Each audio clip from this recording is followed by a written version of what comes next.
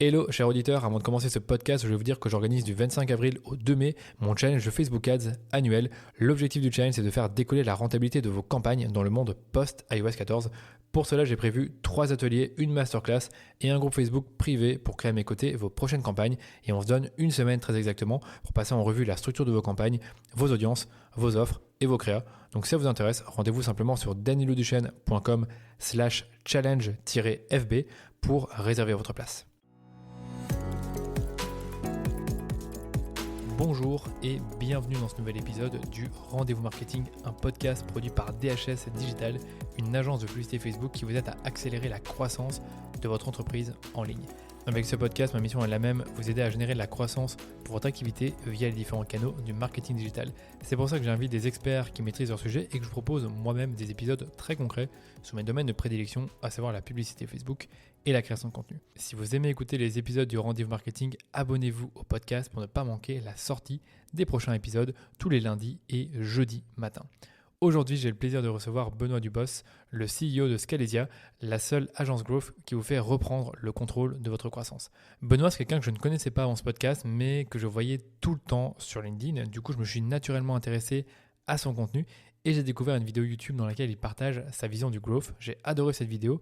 Comme vous le savez, il y a beaucoup de définitions sur le growth et de frameworks comme art pour modéliser la croissance d'une activité et en quelque sorte vous donner une sorte de méthodologie pour y arriver. Et il se trouve que Benoît et toute son équipe ont modélisé la croissance selon 5 piliers. Donc je vais vous les donner maintenant. Le premier, c'est le marketing. Le deuxième, les ventes. Troisième, le produit. Quatrième, c'est le growth. Et le cinquième, qui est le système qui va englober ces 4 piliers. Et l'idée de ce podcast, c'est de revenir sur chacun de ces 5 piliers avec Benoît, à savoir qu'est-ce qui est important de connaître sur chaque pilier. Donc par exemple pour le marketing, eh bien, qu'est-ce qu'il faut mettre en place pour avoir un bon marketing et quels sont les petits pièges à éviter, qui est impliqué et quels sont les recoupements qu'il peut y avoir entre chacun des piliers. Dans ce podcast, vous allez également découvrir pourquoi vous devriez internaliser le growth dans votre entreprise et non l'externaliser, quelles sont les erreurs à éviter quand on fait du growth et bien d'autres choses encore. Je vous avoue que j'ai eu une super conversation avec Benoît et on a abordé tellement de sujets, d'outils, de réflexions, de livres et même parfois des films que je ne peux pas tout vous dire de manière structurée dans cette intro. Dans tous les cas, je me doute que le sujet du growth vous intéresse, donc je vous laisse écouter ma conversation avec Benoît. Hello Benoît, comment tu vas? Eh ben, salut Danilo, ça va et toi? Ouais, ça va. Grosse journée devant toi? Grosse journée, bah, les journées sont assez, assez intenses de mon côté, ouais. On grossit pas mal ces derniers temps chez Scalesia, on recrute plusieurs personnes, on remet pas mal de choses à plat, il y a beaucoup de changements en interne, donc ouais, ouais, ça fait de très très bonnes journées, ouais. Ouais, je m'en doute. Ça fait combien de temps que vous existez chez Scalesia? On existe depuis septembre 2020, donc là on approche de l'année et demie là. Donc c'est assez récent. Là aujourd'hui on est un peu plus bon, on est un peu plus d'une dizaine Ouais. et, euh, et on recrute les personnes 11, 12 et 13 là en ce moment. Donc Ok. ça suit son cours tranquillement. Ouais, c'est bien, on en a demi recruté 10 personnes, c'est vachement bien. Moi, chez moi, on est bientôt 10, on est 8 pour l'instant, avec aussi mon cousin qui est indépendant. Et je sais ce que c'est, hein, quand tu recrutes des personnes tous les mois, voire tous les 2 mois, c'est pas toujours simple à gérer et ça te fait beaucoup de boulot parce que toi, t'es le CEO fondateur Ouais. de Scalesia. Je suppose que tu as aussi un associé? Oui, oui, oui, on est trois cofondateurs. On Ok. est trois cofondateurs et du coup, j'ai assez vite fait l'audit de mes qualités et de mes incapacités. Et du coup, j'ai eu la bonne idée de faire monter mon Head of Growth, Christian, en tant que CEO. De toute façon, il occupait déjà ce rôle-là, hein, de CEO, mais du coup, c'est un petit peu le bras armé, brut d'exécution et brut de mise en place de systèmes, etc., qui m'aide à donner corps à ma vision et à la vision que j'ai pour Scalesia. Donc, heureusement qu'il est là parce qu'il est un super relais Ok. sur toute cette partie exécution et surtout opérationnelle qui à titre perso, me botte moins, on va dire, et sur lesquels je performe moins, quoi. D'accord. Toi, tu te sens plus à l'aise dans la vision, le fait d'être un porte-parole pour la marque, de créer du contenu, parce que je pense que tu crées pas mal de contenu sur Ouais. LinkedIn. Ça va prendre beaucoup de temps. Et c'est vrai que c'est aussi un rôle à part entière, en quelque sorte, d'aligner les équipes envers ta vision et de réfléchir à comment tu peux faire grossir ta boîte et aider plus tes clients. Bah, c'est exactement ça. Et tu vois, moi aujourd'hui, si je devais te donner mon rôle en tant que CEO Ouais. chez Scalesia, en fait, j'ai plus un rôle de président exécutif, tu vois. C'est-à-dire que Je suis dans l'opérationnel, parce que tu vois, quand tu une dizaine, tu Manager, ouais. clairement encore dans l'opérationnel. Mais je vais m'occuper, ouais, vraiment des questions, vraiment du momentum en fait de la boîte. C'est-à-dire que moi, mon rôle aujourd'hui, c'est de m'occuper de tout ce qui permet à la boîte de prendre son élan, de prendre son essor. Et donc, ça passe par la vision, ça passe par créer le différenciant en fait de Skelesia et de créer en fait tu vois, vraiment les briques élémentaires qui vont lui permettre demain d'avoir un produit qui bah, unique, tu vois, et d'être évident aux yeux du bon marché. Donc ça passe par bah, toute la partie marketing.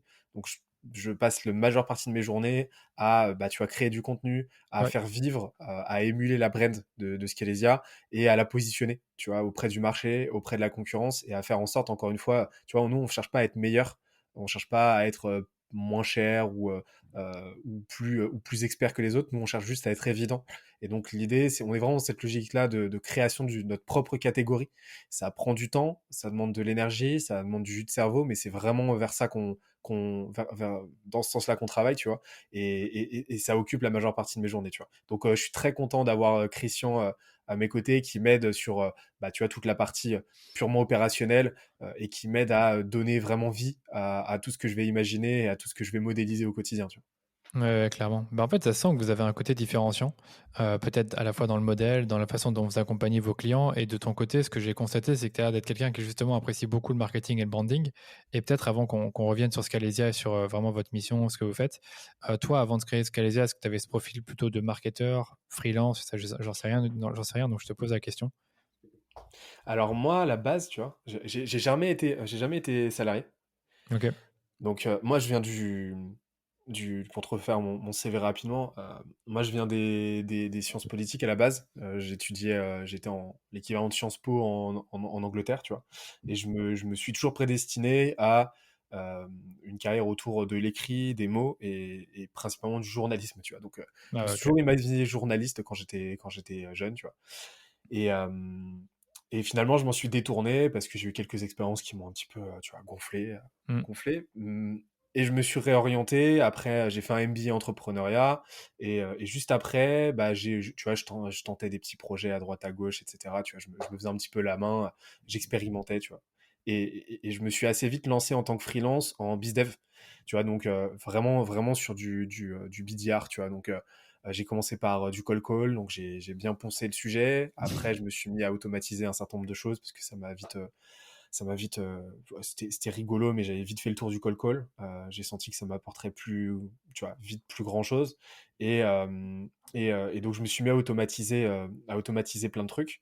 Et donc, petit à petit, je me suis spécialisé en outbound, tu vois. Et au bout de 9 mois, bah, les choses ont fait que j'ai lancé bah, mon premier vrai truc. Et on a lancé une sorte de micro-agence à deux qui faisait du growth spécialisé sur l'outbound marketing. Donc on automatisait, tu vois, l'envoi de campagnes de prospection automatisée par email, par LinkedIn, tu vois. Donc ça, c'était en septembre, non, octobre 2018. Ok. Et donc on a commencé, ça a super bien pris. Franchement, ça se passait bien. On avait pour ambition de faire un truc plutôt à la. Tu vois, on n'avait pas pour ambition de faire un énorme truc. Euh, on voulait, on voulait rester entre nous, on voulait grossir tranquillement, quoi. Mais sauf que malgré le fait qu'on avait de super résultats, tu vois, très vite, on s'est positionné, on a été reconnu et faisant partie des meilleurs en France sur cette thématique-là, tu vois, de la haute bande, etc. Enfin, on amenait vraiment nos modèles, on amenait vraiment un renouveau au niveau des méthodes, au niveau des frameworks utilisés et au niveau des pratiques. Bah, très vite, on s'est rendu compte des limites au niveau du modèle non seulement agence, et au niveau du growth en général et de ce qu'on attendait de la définition même qu'on se faisait du growth en France. Et en fait, c'est devenu des points tellement bloquants qu'à la fin, bah, j'ai carrément décidé d'arrêter ce projet-là, qui s'appelait Grooster, pour monter un nouveau truc qui s'appelle Scalesia, dont on va Mhm. parler aujourd'hui, Ouais, ouais. et qui s'est créé sur les centres de Grooster et avec pour objectif justement d'amener ce renouveau du modèle agence, du modèle sous-traitance et du modèle à growth marketing tel qu'on l'entend, le pratique depuis quelques années en France, qui a, à mon sens, sont des fausses routes en fait. Voilà. Ouais, je comprends parfaitement. Merci, c'était hyper clair. Mais sur le coup, quand je vous ai découvert il y a une bonne année et demie, comme tu dis, quand vous avez commencé à faire beaucoup de contenu sur LinkedIn, faire des masterclass, je dis bien, je ne sais pas que vous l'étiez, comme une agence de prospection B2B.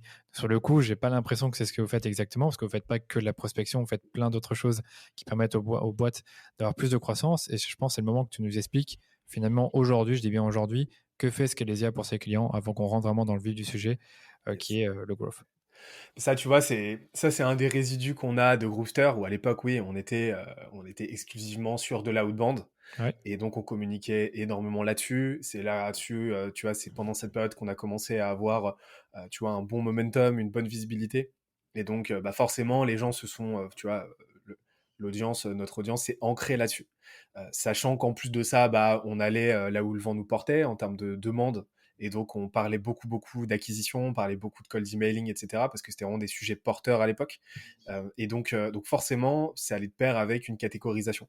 Et en fait, aujourd'hui, on s'en émancipe de plus en plus. Et nous, notre métier aujourd'hui, c'est d'aider les boîtes à grossir sainement, rapidement et durablement. Vraiment, pour nous, c'est des curseurs, c'est pas des options.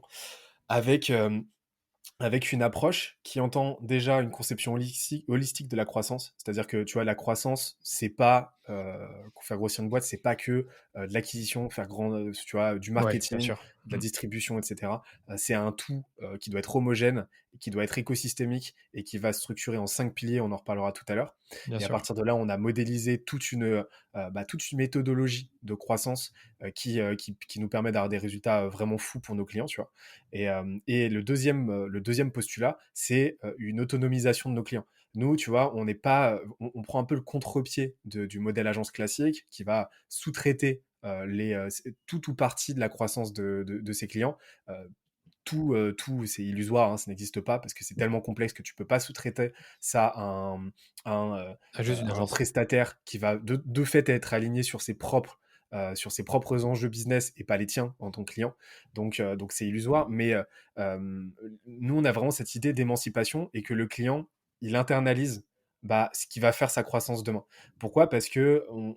Pourquoi? Parce que bah, déjà, si tu regardes, c'est simple, hein, il y a pas mal de raisons, mais déjà, si tu regardes toutes les boîtes qui ont les plus grosses, voilà, qui ont les croissances les plus spectaculaires et qui ont la plus grosse solidité, bah, toutes ces boîtes-là, les licornes, les grands groupes, etc., vont avoir à minima une maîtrise prononcée de ce qui fait et de ce qui maintient leur croissance, tu vois. Donc ça c'est, tu vois, et ça c'est vraiment essentiel à comprendre, c'est que la croissance, tu peux pas te dire, ok, bon bah quelqu'un d'autre va s'en occuper pour moi. Tu es obligé de la comprendre, tu es obligé de l'exécuter comme il faut, et t'es obligé de la cartographier en interne pour que bah, les gens qui bossent chez toi sachent ce qui se passe. Et le problème, c'est que, bah, tu vois, c'est ce qu'on a vu avec Groovester à l'époque, bah, on se retrouvait avec des gens enfin, tu vois, des clients qui étaient très contents de bosser avec nous, mais qui Vous comprenez rien. déléguaient non seulement la partie exécution, mais aussi la partie connaissance. Ce qui fait que quand on arrêtait de bosser avec eux, ils avaient absolument pas capitalisé sur le long terme parce que ils n'avaient développé aucune compétence. Donc ils se retrouvaient un petit peu à blanc, dépendants d'un prestataire. Et en plus de ça, ils n'avaient pas les briques élémentaires qui leur permettaient de comprendre dans quoi bah, l'outbound allait s'imbriquer et dans quelle stratégie plus globale ça allait s'imbriquer, tu vois. Et donc ça, c'était plein de trucs problématiques. Et on y remédie aujourd'hui avec Scalesia et avec différents produits en fait qui se déclinent en fonction de la typologie d'audience à laquelle on s'adresse, quoi. D'accord. Bah, il y a plein de trucs sur lesquels je voulais rebondir. Le premier, c'est qu'en effet, là, j'ai essayé de faire un peu de prospection B2B. Donc, je me suis fait aider d'un prestataire qui s'appelle Kitchi. Ça s'est assez bien passé parce qu'on a pu enfin lancer des campagnes et comprendre le truc. Et ce qui était important pour moi dans leur prestation, c'est qu'ils puissent nous apprendre à le refaire. Parce que je trouvais ça trop dommage de faire appel à eux pour une ou deux missions. Et après, si on veut le refaire par nous-mêmes, on n'en est pas capable. Donc, Ouais. déjà, ça, dans un premier temps, je trouve que quand tu délègues quelque chose qui est lié à ta croissance, il faut absolument que tu puisses le comprendre et éventuellement pouvoir le reprendre en main si jamais ce prestataire te quitte. Ouais. Après, deuxième point, c'était que je dise pas de bêtises. Oui, voilà, finalement, vous, est-ce que vous agissez comme des conseillers ou est-ce que vous allez mettre en place en quelque sorte la machine, leur expliquer comment elle fonctionne et puis après leur laisser la main? Explique-nous peut-être tout ça avant qu'on Alors passe déjà, bah, sur le bonjour à growth. Victor de Kitchi. Ouais, tu le connais, ouais. Ouais, on se connaît, on avait pas mal bossé ensemble à l'époque. Euh, bah, pour te dire, en fait, nous, notre parti pris, c'est on fait pas pour, on fait avec. Donc OK. tu vois, on fera jamais le truc à ta place et du coup, Turn ça with s you. c'est ça et donc en fait, ça se, décline en différents produits chez nous. Donc historiquement, on a fait beaucoup de bootcamp, tu vois? On a arrêté de faire des bootcamps inter, donc des bootcamps, c'était quoi? C'était des programmes, super intensifs, axés sur l'exécution. On te faisait passer à l'action, on te formait sur une compétence précise. Donc, tu vois, historiquement, on a fait sur la haute bande, le copywriting, avec vraiment cette idée de livrable où tu allais produire. Maintenant, ces bootcamps-là, on les réserve vraiment on fait vraiment des bootcamps intra maintenant, donc réservés euh, à des entreprises. Tu vois, on fait un bootcamp pour une entreprise spécifique et un service au sein de cette entreprise. Tu vois, des sessions ouvertes où tu vas avoir plusieurs personnes d'entreprises différentes qui vont cohabiter. Euh, donc ça, c'est premier pan. Ensuite, le deuxième pan, c'est une communauté qui s'appelle le campus. Donc la partie premium du campus qui va, en gros, c'est vraiment, on a vraiment cette vision de créer l'université en ligne la plus active autour de la croissance avec plein de petites activités, tu vois. Donc il y a un Slack, il y a il y a des masterclass, il y a des AMA, tu vois. Donc on invite des pontes sur leur thématique et en live ou à l'écrit, les utilisateurs, les membres viennent leur poser toutes leurs questions. Il y a énormément de choses. L'idée, c'est vraiment de créer une communauté, la communauté la plus active, où on va t'accompagner au quotidien pour te dépatouiller si tu as des difficultés et t'apporter des réponses aux questions que tu t'es pas encore posées. Voilà. Et après, le dernier, et ça, c'est vraiment notre core business aujourd'hui, c'est l'advisory. OK. L'advisory, c'est quoi? C'est la déclinaison directe de notre méthodologie de croissance, où en fait, tu vois le concept d'advisor, on l'a complètement taylorisé et on en a fait un produit à part entière où tu vois, nos clients, on va leur organiser on va les auditer et on va organiser un plan de transformation sur 6 à 8 mois ultra intensif qui va leur permettre d'aller combler les trous dans leur raquette de leur croissance. Parce que toutes les boîtes qui viennent nous voir, elles ont des lacunes, tu vois, qui sont plus ou moins bloquantes et qui les empêchent d'aller chercher leurs prochains objectifs, leurs prochaines milestones et d'aller faire potentiellement x10, tu vois. Et donc on a mis en place une méthodologie qui nous permet de rapidement savoir là où elles sont dysfonctionnelles, quelles sont leurs lacunes. Et après, ce qu'on fait, c'est qu'on monte une squad, tu vois, une équipe d'experts. Donc, on a aujourd'hui une cinquantaine d'experts qui sont triés sur le volet, qui sont soit des top exécutifs dans des boîtes, soit des top freelance, soit des entrepreneurs, tu vois, donc vraiment une squad custom pour le client et chacun va se relayer sur la totalité de ce plan de transformation pour aller former le client en interne, donc vraiment en one-to-one, sur la base, encore une fois, de livrables précis, et pour faire en sorte que le client devienne autonome sur la thématique. Donc je dis n'importe quoi, je te donne quelques exemples. Mettons tu vois, on audite le client, on identifie que pour aller chercher son x10, il faut qu'il corrige son branding, qu'il affine son positionnement, qui diversifie ses canaux d'acquisition et qui renforce son produit, et sur X mois, on va faire se relayer un product manager qui va venir lui faire réinternaliser, enfin venir lui faire développer une méthodologie produit en interne. Il va un spécialiste Facebook Ads ou SEO qui va venir l'initier au SEO et développer un niveau décent pour qu'il puisse commencer à être autonome sur le sujet. On va faire intervenir un expert branding pour mettre en place une plateforme de marque et un plan d'action pour le déployer, etc. Et donc vraiment, avec vraiment cette idée de formation active qui fait qu'à la fin, le client, on l'élève, tu vois, parce que une boîte, c'est la somme de ses compétences et il peut ensuite sereinement relancer sa croissance. Et donc, vraiment, c'est un plan de transformation qui a pour objectif de faire exploser les plafonds de verre. Et en fait, on a fait pas mal de tests et les résultats sont juste fous, quoi. OK, c'est super clair. Franchement, c'est super clair. Merci pour, ces explications-là. Eh bien, du coup, je pense qu'on peut rentrer dans le vif du sujet parce que maintenant qu'on a compris ce que vous faites et un peu quelle est votre, vision de la du growth. Quoique, sur le coup, j'avais une question là-dessus. Ouais. Pour toi, c'est quoi le growth? En sachant que dans ce que j'ai lu, tu opposes plusieurs visions. Tu as Ouais. celle des USA, celle des Européens, le framework art. Tu as peut-être quelque chose d'intéressant à nous dire avant qu'on passe vraiment à cette fameuse méthodologie que vous avez mis en place sur base de 5 piliers? Yes, carrément. Alors, du coup, Tu fais référence à une vidéo qu'on a mise sur YouTube, Ouais, ouais, qui en est mode voilà, manifeste. exactement. J'ai un petit peu elle est un petit peu schématique, mais j'introduisais le truc en disant que voilà, le growth tel qu'on l'entend aujourd'hui, hem, il va se décliner de 2 manières, de 2 visions différentes. Tu vas avoir la vision, ouais, très américaine, et très produit, ce qu'on va appeler low touch, tu vois? Donc, produits tech et cetera, qui vont être une vision du growth très portée sur le produit. Donc, très portée sur, toute la partie tech et cetera et toute la partie expérience d'utilisation et tu vas avoir, la conception, on va dire européenne, tu vois? Parce que c'est pas que franco-français, c'est aussi très prégnant en Europe, mais en France particulièrement, qui va être très porté sur l'acquisition et où en gros, bah, un growth en France, c'est un traffic manager, tu vois? Son rôle, c'est de générer du Ouais, ouais, lead, c'est de générer du trafic et donc exact.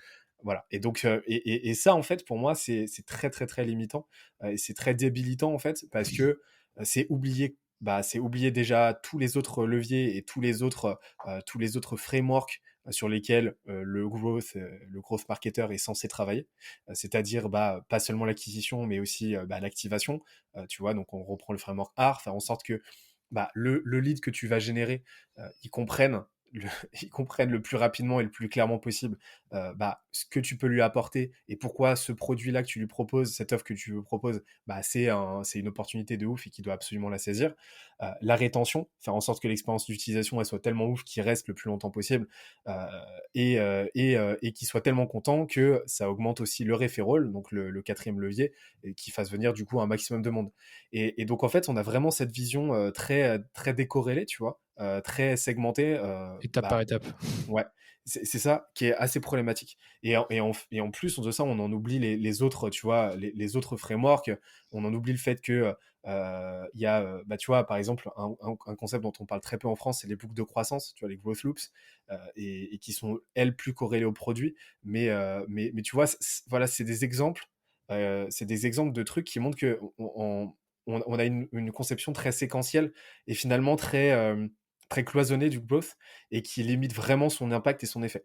Pour moi, le growth, c'est une composante, c'est un des 5 piliers élémentaires, tu vois, de notre méthodologie, de notre conception. Je vais détailler les autres après. Mais en gros, le rôle du growth dans une boîte, ça va être non seulement premièrement un aspect méthodologique. Donc, le rôle du growth, c'est quoi? C'est d'amener cette approche expérimentale, scientifique, bah, data-driven, où l'objectif, ça va être, tu vois, donc de multiplier les expérimentations. Et ces expérimentations, elles peuvent être à la fois marketing, produits, vente, etc. Mais Ok. vraiment d'amener cet état d'esprit et cette méthodologie de on va tester un maximum de trucs de façon méthodique et on va mesurer et on va scaler ce qui marche. Un aspect ensuite tech, engineering, où on va automatiser un maximum de trucs, on va optimiser l'existant. Ok, et ça, encore une fois, bah, ça à faire, ça s'applique sur le produit, ça s'applique sur la partie revenu, donc la partie sales, etc. Et ça s'applique au marketing. Et un aspect ensuite, bah, purement, tu vois, optimisation, accélération des leviers de croissance. Donc ça va consister à identifier bah, les différents leviers de croissance de la boîte. Ok, qu'est-ce qui permet à la boîte de grossir sereinement, tu vois. Quelles sont les métriques à faire grossir en priorité, à modéliser ce truc-là, et puis après à coordonner les énergies, à coordonner les efforts au sein de la boîte pour que ces métriques augmentent, tu vois. Donc en fait, tu vois, le growth, pour moi, euh, toutes les boîtes n'ont pas besoin nécessairement d'avoir un growth marketer au sein de la boîte, mais par contre, c'est vraiment un état d'esprit, une méthodologie qui fait toute la différence. Et donc c'est pour ça que nous, on l'a vraiment inclus en tant que pilier dans notre conception. D'accord. Ouais, c'est pas juste du marketing, c'est beaucoup plus que ça. Le growth, en fait, c'est tout ce qui relie ta marque, ton produit, les automatisations, le marketing, enfin toutes ces choses-là. Et c'est pas juste se cantonner à faire de l'acquisition aussi. Je pense que c'est assez bien dit. Après, il y avait une autre chose qui m'était restée en tête, c'est le growth loops. Donc pour toi, qu'est-ce que c'est exactement? Est-ce que c'est juste pardon, du referral ou est-ce que c'est autre chose?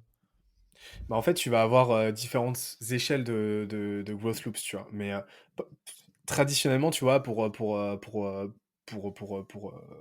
schématiser, une growth loop, c'est une boucle, C'est une boucle qui va tourner en continu, et qui va faire que dès qu'un nouvel utilisateur va arriver de façon organique, les actions qu'il va réaliser avec ton produit ou avec ton service vont de façon la façon la plus systématique possible générer un nouvel utilisateur.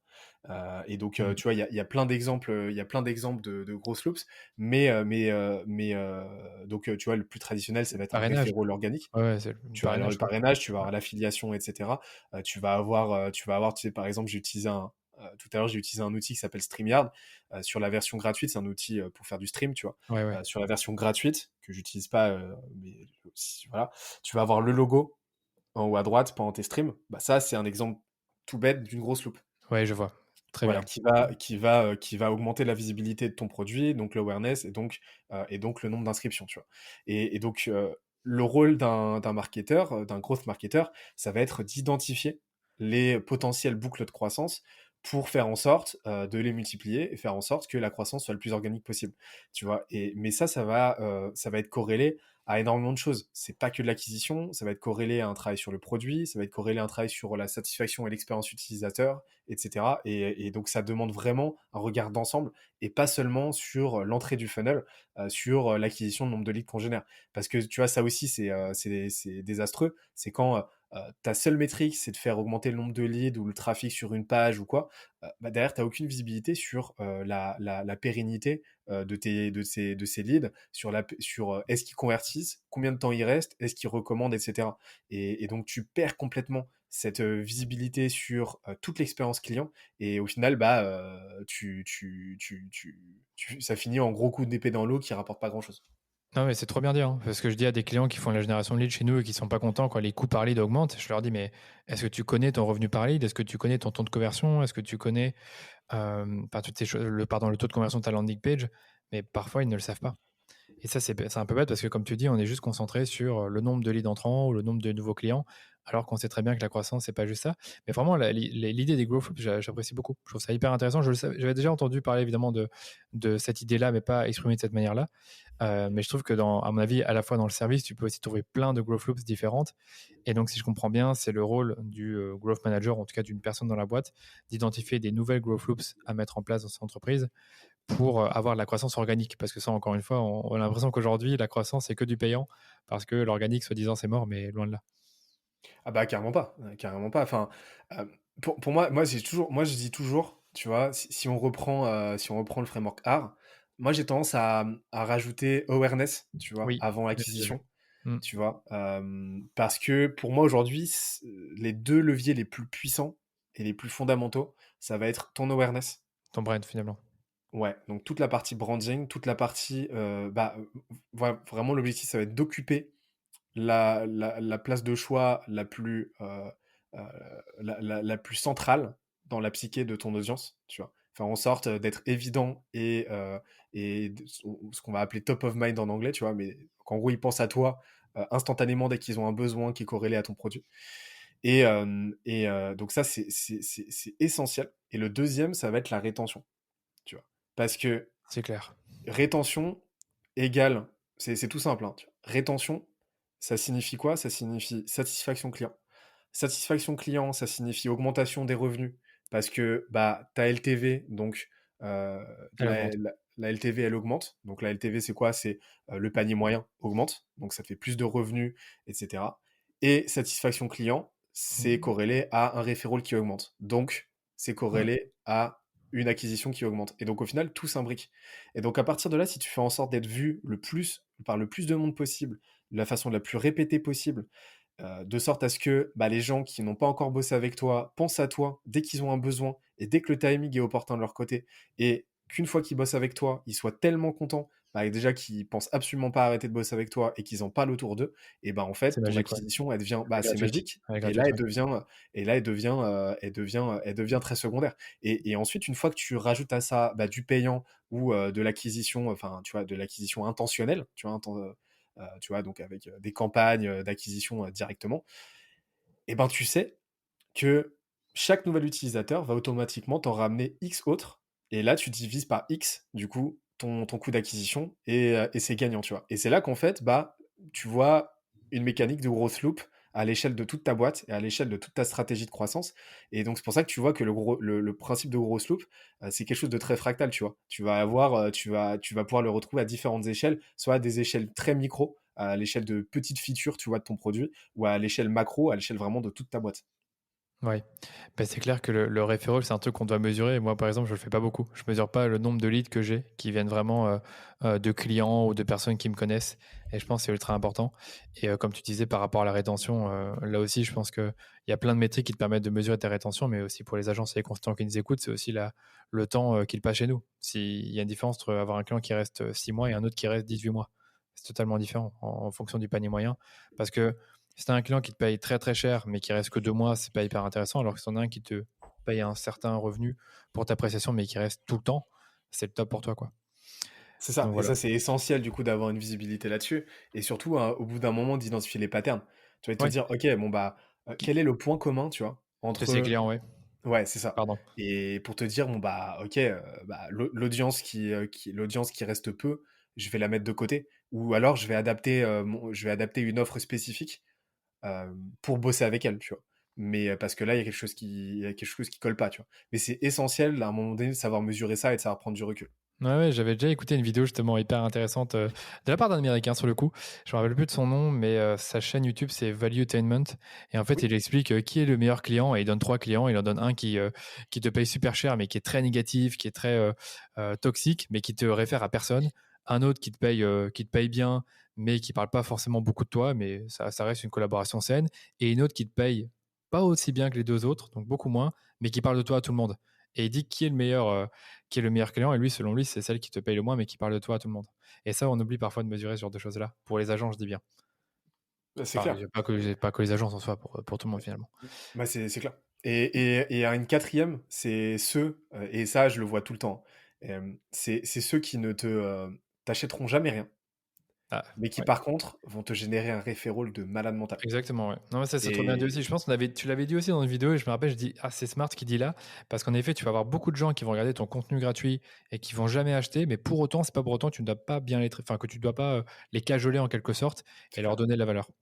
Ça, Ah, j'ai bien le aimé, ouais. nombre, franchement, t'imagines même pas le nombre d'opportunités qui nous viennent de gens qui, on le sait, ne nous ont jamais rien acheté, ne nous achèteront jamais rien, mais qui sont tellement fans de notre Ouais. contenu et sont tellement dans une logique de réciprocité par rapport à toute la valeur qu'on leur a apportée que bah, ils nous recommandent dans tous les sens, quoi. Et donc, au final, si on devait accoler une LTV à ces entre guillemets clients-là, elle serait juste démentielle. C'est démentiel. Franchement, c'est une belle pépite, ça. Ça, je le garde pour un extrait parce que je trouve ça très, très intéressant.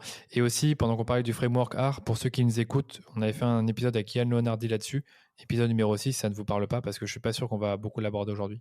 Donc voilà, Benoît, écoute, on est en piste pour les 5 piliers. Je veux bien qu'on en parle maintenant. Donc tu parles du fait qu'aujourd'hui, la croissance d'une boîte, elle repose sur 5 piliers. Tu as donné le premier pilier qui est le growth, mais il y en a Mhm, 4 autres. Et en fait, l'idée aujourd'hui, c'est qu'on puisse voir ensemble ces 5 piliers et mhm, simplement voir en quelques minutes ce qui est important pour une entreprise de travailler au départ, enfin, les petits trucs, tu sais, qui sont importants de connaître. carrément. Carrément. Bah écoute, typiquement, généralement, j'aborde le growth en dernier, tu vois. Je Ok. commence en général par la partie marketing, tu vois. La partie marketing, euh, elle s'émancipe pas mal de cette idée de justement de simple acquisition, de simple distribution.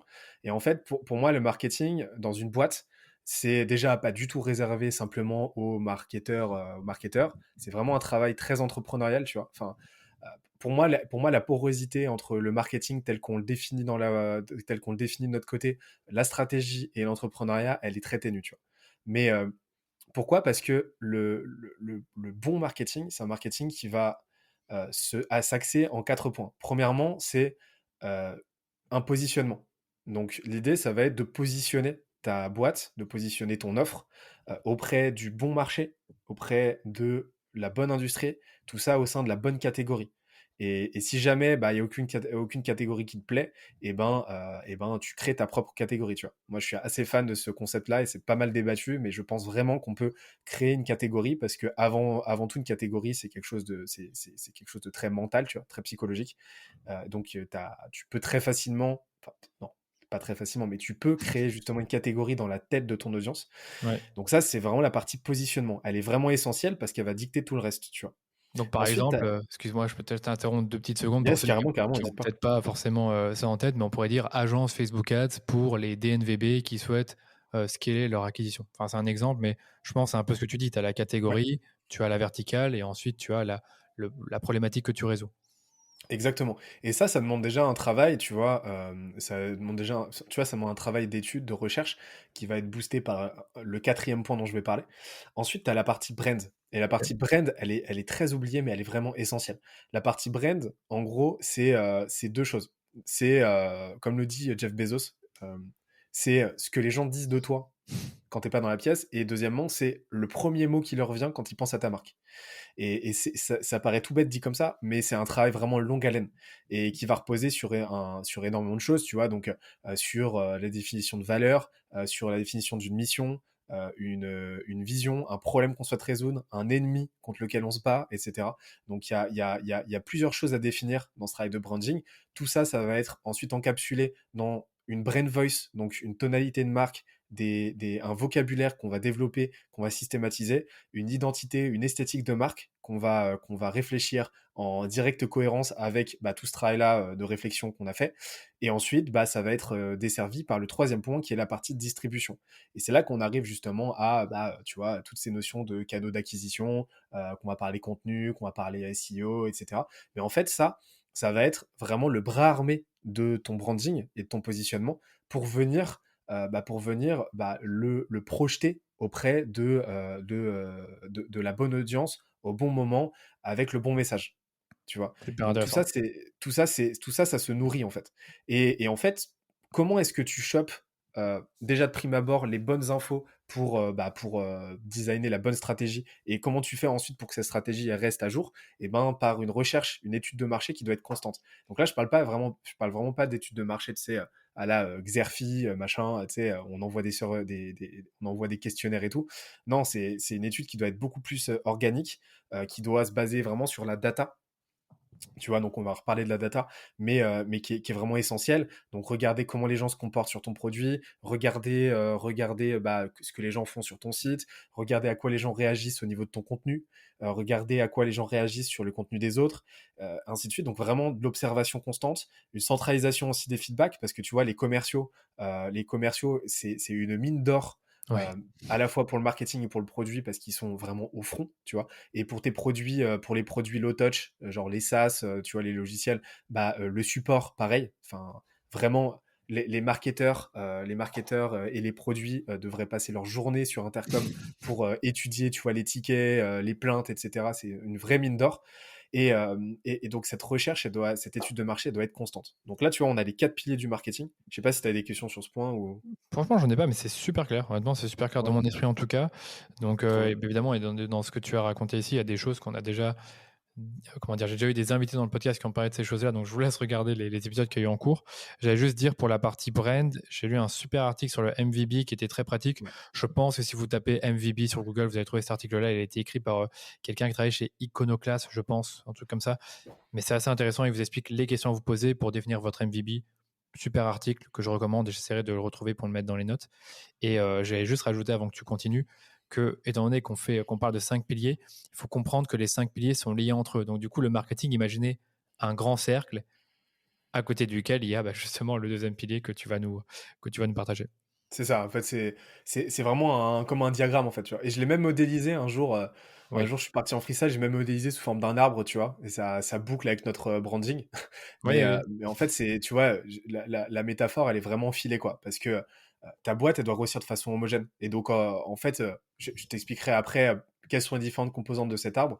Mais Ouais. imagine vraiment que ta boîte, ça va être d'abord une petite pousse qui va bourgeonner, qui petit à petit va former un tronc, des branches, etc. Et puis des embranchements de plus en plus petits.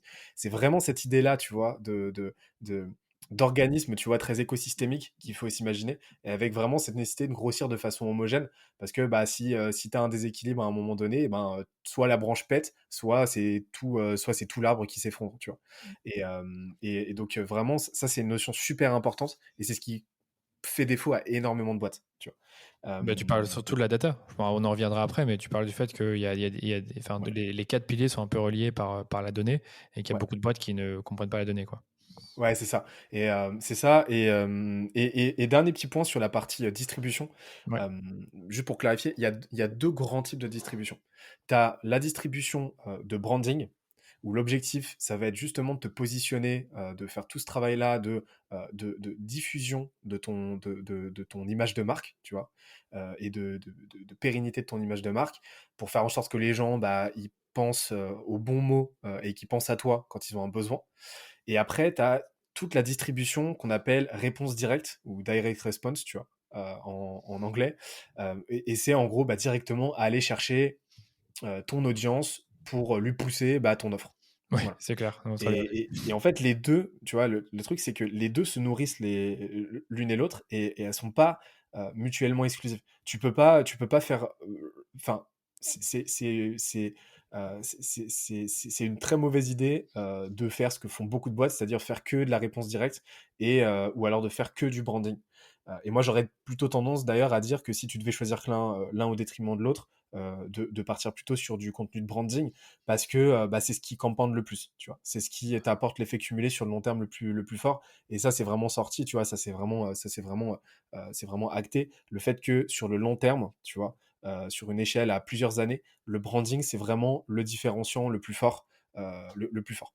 Et en Ouais, plus, ouais, c'est ce qui te permet de t'émanciper de l'intensité concurrentielle. Parce que, bah, tu vois, là où tu as beaucoup de boîtes qui sont dans une guerre des prix, dans une guerre à la feature, dans une guerre à l'innovation, tu vois, qui est une course, qui est une course effrénée vers l'avant et qui est un jeu à somme nulle avec ses concurrents, bah, si tu te crées ta brand, en fait, tu deviens évident aux yeux de ton audience et en fait, tu te crées ton propre monopole, tu te crées ton propre marché et tu deviens ta propre catégorie. Et là, tu n'as plus de questions qui se posent. C'est vraiment ça. Franchement, c'est vraiment ça, surtout dans les boîtes de services où tu as l'impression que le service, enfin, certains services sont devenus des commodités, mais c'est pas totalement vrai C'est parce ça. que si tu crées une marque très forte, tu pourras toujours être comme, pas forcément différenciant, mais comme tu dis, tu peux créer ta propre catégorie. Et pour revenir sur ce que tu disais par rapport aux deux types de distribution, bah, je pense que pour ceux qui écoutent le podcast, c'est en quelque sorte votre tunnel de conversion. Vous avez, même dans le contenu, vous avez des contenus tofu, des contenus mofu et les fameux contenus bofu qui sont les contenus à réponse directe. C'est pareil pour la publicité. Et il faut avoir un peu de tout et surtout ne pas penser qu'au bas de funnel, donc c'est-à-dire la réponse directe. C'est ça. Bah, je veux dire, pour moi, enfin, clairement, la brand, c'est le seul asset d'une boîte qui n'est pas commoditisable ou qui n'est pas en voie de commoditisation. Mm. Tout le reste, c'est soit déjà commoditisé, soit ce sera commoditisé à un moment. Que ce soit une feature, que ce soit une barrière à l'entrée technologique ou ce que tu veux. Ouais, c'est ça. Donc commodité pour ceux qui écoutent, je pense que c'est quelque chose qui sera en quelque sorte appliqué par tout le monde en quelque sorte.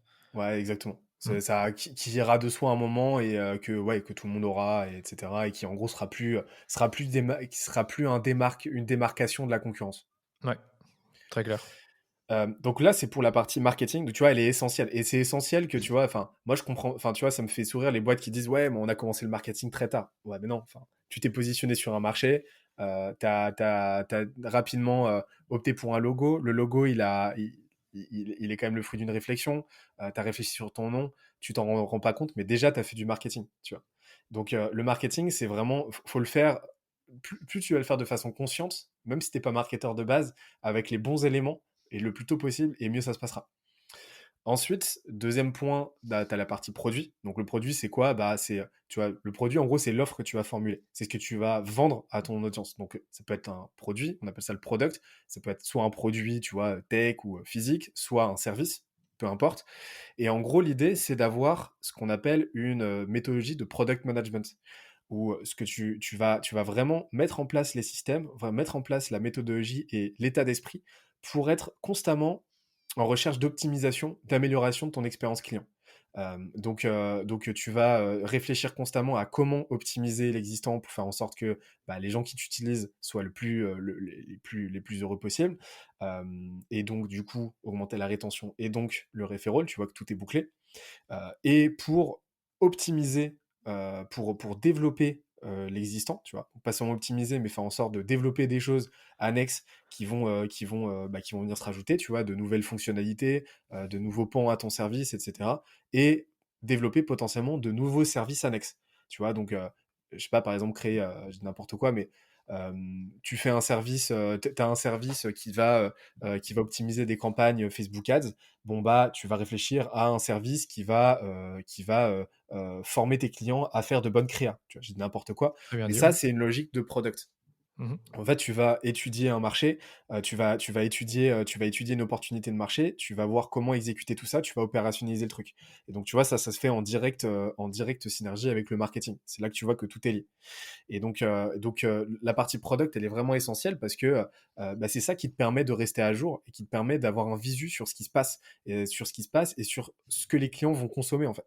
Et ça, c'est un truc qui se passe dans assez peu de boîtes. Et on commence à amener cette approche product management en France, tu vois, elle commence à arriver petit à petit, mais pour l'instant, elle est réservée vraiment à une, voilà, vraiment à la startup nation, alors que énormément de boîtes, et surtout les boîtes de services, gagneraient à avoir cette approche-là. Et ensuite, tu as la partie revenu. Donc là, c'est la partie revenu, bah, ça va dépendre encore une fois, de ta typologie de boîte. Tu vois, donc là, on va prendre une boîte de service. Bah, ça va être toutes les composantes de ta boîte qui vont aller chercher l'argent. Donc ça va être bah, tes commerciaux, tes account managers, ça va être tes customer success, tu vois. Ça va être tous ceux qui vont s'assurer que bah, le deal avec les bonnes personnes se fasse, que le deal se pérennise et que bah, ça re-signe en fait tout simplement. Et donc ça va être vraiment les gens qui sont frontalement là-dessus. Et donc, bah, ça va passer par un travail sur bah, ta stratégie commerciale, ça va passer par un travail sur ton script, sur ton discours, sur le bon outillage, tu vois. Donc, il y a une vraie partie ops, tu vois, qui est essentielle, tu vois, sales ops. Et donc, en gros, c'est comment tu fais en sorte que ta boîte, tes équipes soient les plus armées, soient les plus prolifiques possibles pour que le revenu per capita soit le plus élevé possible. Donc ça, c'est la partie revenu. Quatrième partie, on en a J'avais parlé une tout à l'heure. question sur, le Yes. revenu, désolé de t'interrompre. Pour les justement les ceux qui sont dans la formation en ligne, pour ceux qui sont dans l'e-commerce, pour toi finalement la partie revenu dans ce cas-là, ce sont plutôt les fameuses pages de paiement, pages de vente? Est-ce que c'est bien ça ou est-ce que c'est autre chose dans ce cas-là? Yes, exactement. Tu Le vois, donc copywriting? là, exactement. Donc là, tu vois, ça va en fait, à chaque fois, tu vois, c'est un modèle qui est vraiment universel. Tu peux l'appliquer à une association loi 1900, tu vois, mais ça va se décliner factuellement, tu vois, opérationnellement de différentes manières. Donc ouais, un site e-commerce, tu vas avoir tout un jeu sur, ok, bon bah, comme tu l'as dit, le copywriting, sur la bonne gestion de tes pages de vente et sur toute la partie, tu vois, customer success, tout ton ticketing, tout ton service après-vente, etc. Tu vois. Voilà. En gros, c'est toutes les composantes qui sont Au frontales contact du client, ouais. à ton marché et qui vont générer la vente ou non. Après, bah, on en a parlé, le quatrième composant, c'est le growth. Et au milieu de tout ça, tu as ce qu'on appelle la partie intelligence. La partie intelligence, c'est quoi? C'est tes process. Donc, en gros, comment est-ce que bah, ces quatre piliers bah, discutent entre eux? Tu vois, comment est-ce Ouais, que tu transversalises tout ça? Et toute ta partie data. Tu vois, donc data, c'est voilà, sur quelle data tu travailles, avec bah, quel stack, tu vois, et comment tu fais en sorte que tout le monde regarde les bonnes métriques et soit aligné autour des bonnes métriques. Tu vois, ce qui se passe très souvent, c'est que tu vois, dans toutes les boîtes, tu as une organisation en silo où tu as les marketeurs qui vont avoir leurs métriques à eux, le nombre de leads générés, le CPL, etc. Tu vas avoir les sales, ça va être leur taux de closing, ça va être leur nombre de rendez-vous pris. Et au final, voilà, chacun se tire un petit peu la bourre, personne ne discute réellement, personne ne se met autour de la table et c'est un problème. Et tu vois, un petit truc très concret que je peux vous donner, c'est un outil qui pour nous est genre c'est une Rolls-Royce, c'est mojo.ai, tu vois, modjo.ai. ouais. Et en fait, ça, c'est un outil c'est juste monstrueux pour les boîtes qui incluent un processus de vente. Euh, En gros, c'est un outil qui va se plugger à Zoom ou à n'importe quel outil de visio et qui va te rajouter dessus de l'intelligence artificielle et qui va retranscrire et décrypter tes appels de vente et qui te permettent de faire de la double écoute en asynchrone en fait. Et ça te permet d'identifier et ça te sort tout un tas de data sur voilà, le ratio entre ton temps de parole en tant que sales et celui de ton prospect, combien d'objections sont sorties, lesquelles, quel est le temps alloué à la discussion des objections, quel est le temps alloué à la découverte du besoin. Ça va te sortir tout un tas de statistiques. Et ça, ce qui est génialissime, c'est que bah, en plus de cette partie-là macro, tu as vraiment cette partie micro où tu peux aller voir directement ce qui se dit pendant les calls. Et donc, mettons que tu es un sales, par exemple, qui a une effusion de génie, qui sort une punchline de fou, qui fait mouche et qui convertit le client, bah ça, c'est un truc que tu peux utiliser pour faire évoluer ton script de vente et que les autres sales vont pouvoir utiliser.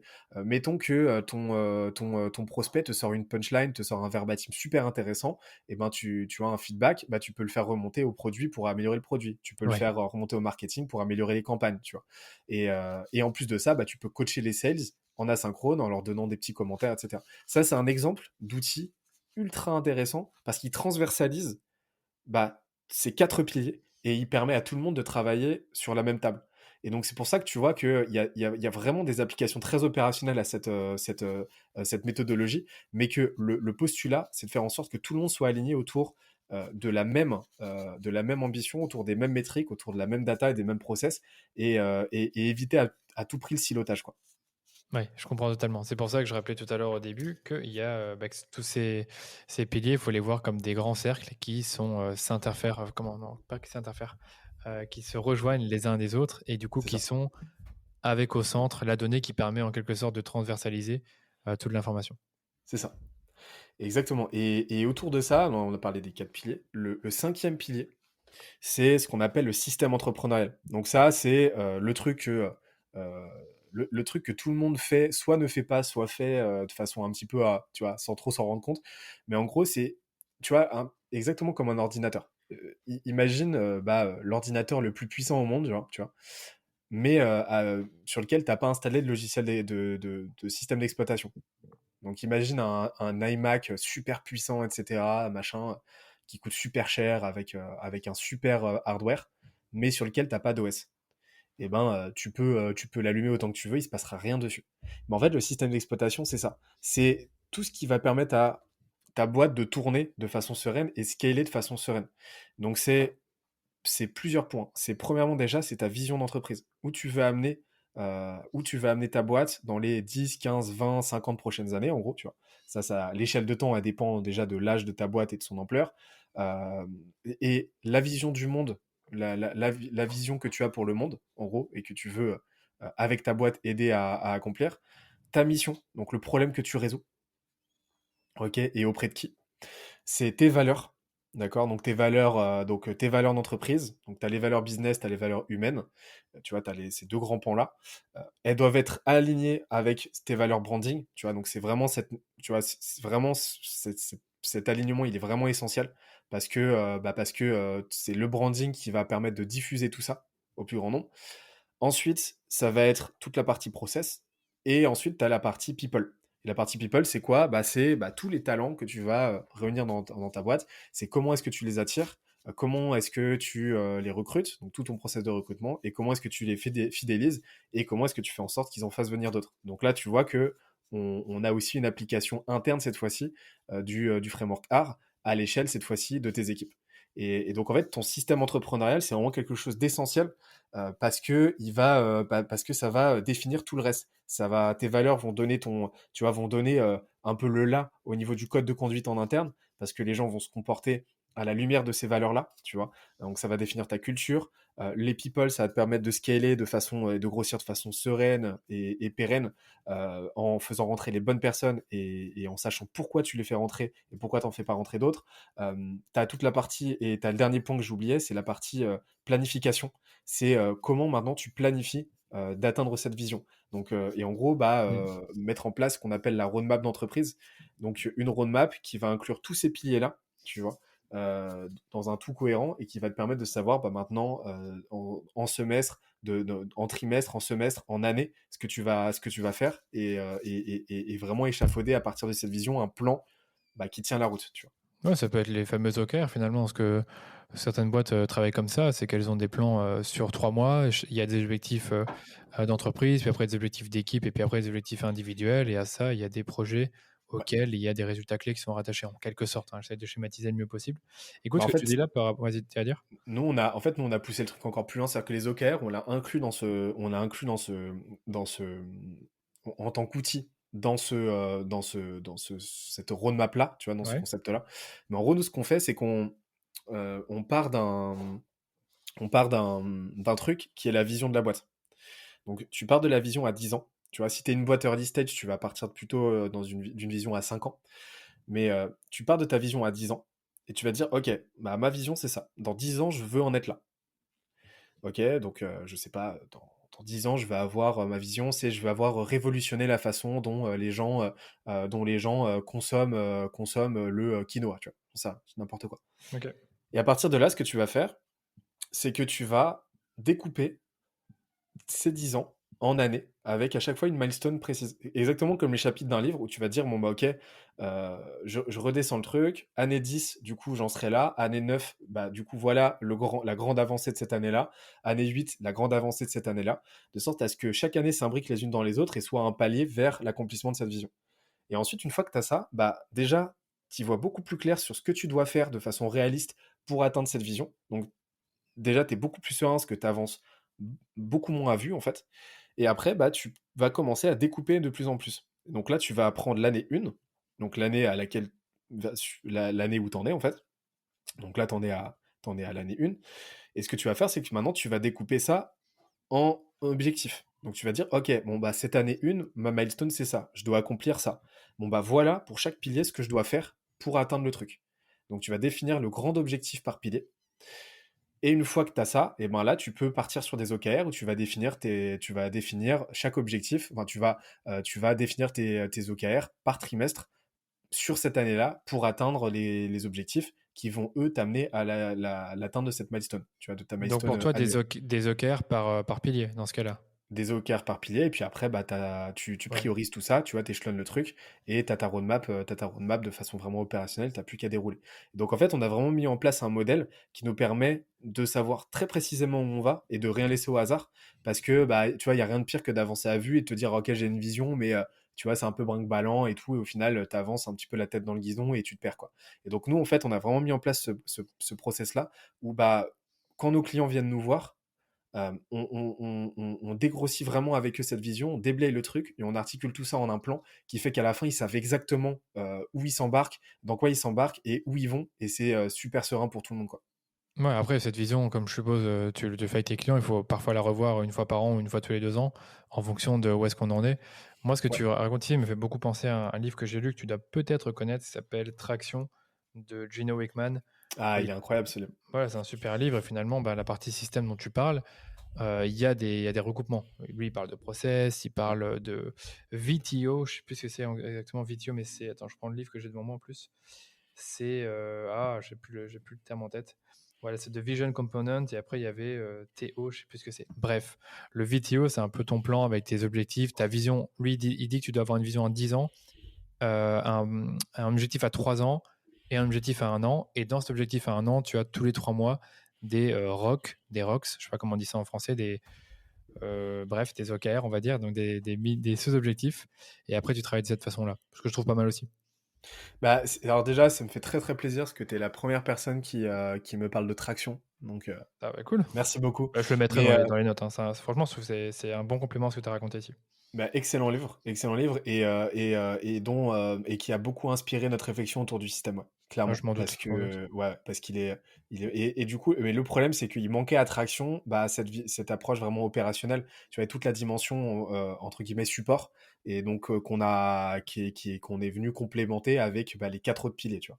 Oui, c'est ça. Marketing, Ouais, revenu, ouais. produit et growth. Et donc, ouais, excellent livre. Et tu vois, et cette idée de planeur, c'est bête, hein, mais on s'est inspiré, je sais pas si tu as vu le livre, le film King Richard, Ah non, j'ai pas vu. sur le père de Serena Venus Williams. Tu vois, c'est Non, pour mais ça a dire que l'air bien. Ça a l'inspiration, l'air elle vraiment vient bien, ça. Ça date de quand, incroyable. ce film?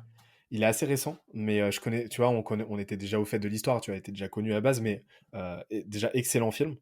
Et, Ok. euh, et en fait, tu vois, ce qui s'est passé, c'est que bah, Richard Williams, un jour, il a eu une illumination, il s'est mis à avoir une vision, il s'est dit, ok, bah, mes deux prochaines filles, elles seront numéro 1 et numéro 2 mondiales Ouais. de tennis, tu vois. Elles étaient même pas encore nées. Il s'est dit, chérie, il faut qu'on fasse deux filles, j'ai une vision, ça sera les deux meilleures tenniswomen de tous les temps. Donc déjà, ils font deux filles déjà, juste incroyable, il décide, il aura 2 filles, donc ils ont 2 filles, OK et en fait, ce qu'il a fait, c'est qu'il est parti de cette vision-là et il a élaboré un plan sur 20 ans qu'il a rédigé en un plan, tu vois, qu'il a rédigé, donc un plan de 78 pages, d'année en année, tu vois, de mois en mois, de semaine en semaine, où il a cartographié exactement, a priori, ce qui allait se passer. Et avec cet objectif final de, OK, bah, Vénus sera numéro un mondial, Serena sera numéro 2 mondial.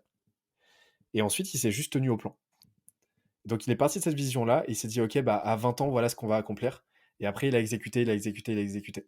Et en fait, il a reverse engineer le truc. Il est vraiment parti Ouais. de ce mode de pensée-là, de je pars de ma vision finale, et je la détricote jusqu'à revenir à mon point de départ. Et quand tu fais, quand tu procèdes dans ce sens-là, c'est beaucoup plus intelligible parce que tu te retrouves, tu fonctionnes par soustraction et pas par addition. Ouais, c'est pas intuitif, hein, de se dire en backwards, de se dire: «Voilà, j'ai un objectif dans 10 ans» et puis après d'aller en arrière et pas en avant. Ah non, Enfin, c'est je sais c'est pas si tu super vois ce que je veux dire? contre-intuitif, Genre, mais ouais, par contre, une fois que tu as commencé à le faire, là, ça ça devient une habitude, s'imbrique. ouais. Ouais, et là, ça tourne bien, quoi.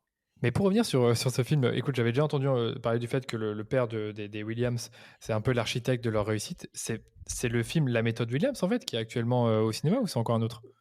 C'est exactement ça, c'est Ah OK, juste que j'ai d'accord, OK. j'ai Ils ont utilisé fait le terme, ti le terme anglais. OK, je me dis: «OK, c'est Ah, bizarre». le Bah, titre anglais. ouais, le film, je viens de le regarder, mais il est pas encore, je pense qu'il est pas encore sur internet. Non, Bref, je suis allé le voir au cinéma et ouais, ouais. vraiment excellent, ouais, Allez, excellent film je t'appelle à aller le voir demain. et d'ailleurs, tu vois que sa vision a clairement dépassé, Ouais, enfin, il y a il les résultats ont clairement dépassé sa vision, quoi, parce que tu vois derrière ce qui a été accompli. Mais c'est pour te dire que, voilà, ça prend son ancrage vraiment sur des trucs concrets et que ouais, ça, tu peux l'appliquer, enfin, tu peux l'appliquer à n'importe quoi, pas seulement à une boîte, mais on applique vraiment ce mode-là, de pensée, tu vois, de soustraction plutôt que par addition, parce que ça rend les choses, beaucoup plus tangibles. ouais, c'est super clair. Bon voilà, donc on fait la petite parenthèse là-dessus et pour vraiment pour le livre Traction, lisez-le. C'est vrai que ça remplace pas du tout ce que tu dis par rapport aux 4 piliers, mais c'est en quelque sorte les briques, les fondations de votre entreprise, qui est d'avoir une vision, travers là j'ai le livre devant moi, donc gérer la donnée. Donc lui, il parle d'avoir une scorecard. Nous, c'est ce qu'on fait chez DHS, on a une scorecard qu'on suit toutes les semaines. Des process bien définis, ça tu pas rentré trop dans les détails, mais la boîte, elle fonctionne grâce à un certain nombre de process et quand des personnes arrivent dans l'entreprise, ben, il faut qu'elles les suivent et qu'elles puissent les améliorer. Et puis après, les issues, ça, je sais pas si tu peux dire un mot là-dessus, les problèmes, parce que tu en as parlé aussi dans le système, la partie problème. Bah, en fait, pour moi, issues, on l'inclut pas nécessairement de notre côté, parce que la Ok. partie issues, elle est très corrélée à tes valeurs, en fait. Oui. Mais en gros, c'est comment ta boîte, c'est quoi sa philosophie par rapport à la résolution de problèmes. Donc, parce que dans une boîte, tu as forcément des périodes de crise, des périodes compliquées, etc. Et c'est quels sont les process, quels sont les réflexes que les gens dans ta boîte vont avoir pour adresser, identifier, adresser et régler ces problèmes. Et Ok. pour moi, en fait, c'est important d'avoir des process, mais on l'inclut plutôt dans la partie intelligence. Mais le code de conduite, en fait, il va plutôt être dicté par tes valeurs. Tu vois, parce que tes valeurs, c'est pas seulement des trucs que tu vas placarder en mode ça fait joli et tu mets ça sur ton site, sur ta page recrutement, etc. Non, tes valeurs, c'est vraiment limite un règlement, tu vois, interne, sur lesquels les gens vont se baser et qui vont influencer la façon dont ils vont se comporter et la façon dont ils vont appréhender leur quotidien au sein de la boîte. C'est vrai, ouais. Tu vois, c'est-à-dire que nous, de nos valeurs, tu vois, nos valeurs chez Skelésia, nos valeurs humaines, tu vois, ta valeur Ouais. business, ta valeur humaine, mais nos valeurs humaines, ça, c'est ta générosité, tu vois. Donc, pay it forward, apporte un maximum de valeur à tout le monde, tu vois. Vraiment, donne avant de recevoir, bienveillance et transparence. Donc, les trois déjà se nourrissent les uns les unes les autres. Mais ça, en fait, euh, ça fait que tout le monde dans la boîte sait comment se comporter. Ouais. C'est-à-dire que chez nous, tu as zéro ragot, tu vois. Tu as zéro ragot, tu as zéro toxicité, tu vois, implicite. Parce que dès qu'il y a un truc, dès qu'il y a un problème, dès que tu as, on va en parler directement. Et on va en parler toujours de façon bienveillante, parce que bienveillance. Donc tout ce qu'on va se dire dans la boîte, ça sera dans l'optique de se faire grandir. Et on en revient à cette, tu vois, de progresser et de se tirer vers le haut les uns les autres. Et on en revient à cette idée ensuite de générosité, tu vois. Et donc en fait, tes valeurs, quand elles sont édictées en un système cohérent, et ben, elles deviennent vraiment un mode de pensée qui va animer les gens et qui vont faire qu'ils vont tous se comporter de façon cohérente les unes avec les autres et qui fait qu'aussi tu identifies très rapidement, ceux qui vont pas fit avec Ouais, cette c'est culture-là, clair. quoi.